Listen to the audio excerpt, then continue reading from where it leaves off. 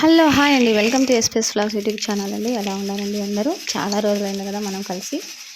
So ఈరోజు వచ్చేసి నాది మార్నింగ్ బ్లాగ్ వచ్చేసండి. టిఫిన్ తర్వాత లంచ్ ఏమేమి ప్రిపేర్ చేసుకున్నానో అవన్నీ మీకు చూపిస్తానండి. ఈ పల్లీలు వచ్చేసి పొట్టు తీయాలంటే ఇది ఈజీ మెథడ్ అండి.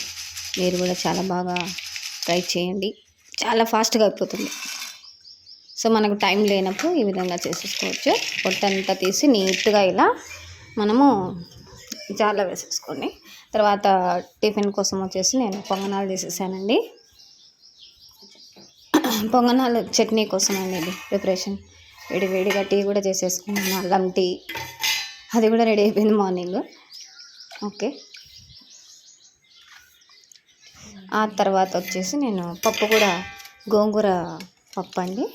సో ఈ ఆకు కన్నా మనం టైం లేకపోతే కన్నా ఈ గోంగూరని నైటే ఈ ఆకంతా నీట్గా ఒలుచుకొని మనం ఒక కవర్లో స్టోర్ చేసి పెట్టుకొని మార్నింగే చేసుకున్నాం అనుకోండి, టైం మనకు సేవ్ అవుతుంది. ఎవరైనా వర్క్ చేసే లేడీస్ కోసం చాలా యూజ్ అవుతుందండి ఇది. ఇలా పప్పు కూడా రుబ్బి పప్పు ఉడికించి పక్కన పెట్టుకున్నాను. ప్రిపరేషన్ చేసేసాను. దీనికి తిరువాత వేయాలండి.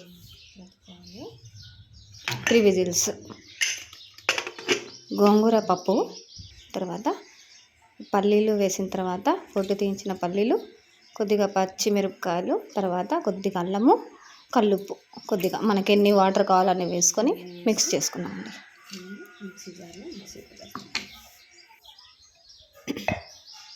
ఈ విధంగా పేస్ట్ వచ్చిన తర్వాత దానికి మనము తిరువాత వేసుకొని కలుపుకోవడమే.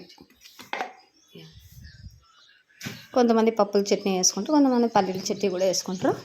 అది మీ ఇష్టం అండి. మా పిల్లలైతే పప్పుల చట్నీ బాగా ఇష్టపడతారు. చెనిక్కాయ చట్నీ బాగా ఇష్టపడతారు. పప్పు కూడా రుబ్బి పక్కన పెట్టుకున్నానండి నేను. దీనికి తిరువాత వేసేసాను. సో చట్నీ కూడా ఫినిష్ అయిపోయింది. నిన్న నైటే నేను ఎర్రకారం కూడా దీంట్లోకి పొంగనాలకి కాంబినేషన్ బాగుంటుంది, అది కూడా ప్రిపేర్ చేసి పెట్టుకున్నానండి. తర్వాత పప్పు రుబ్బు వేసుకొని అందులో కూడా మనం తిరువాత వేసేసేయాలి.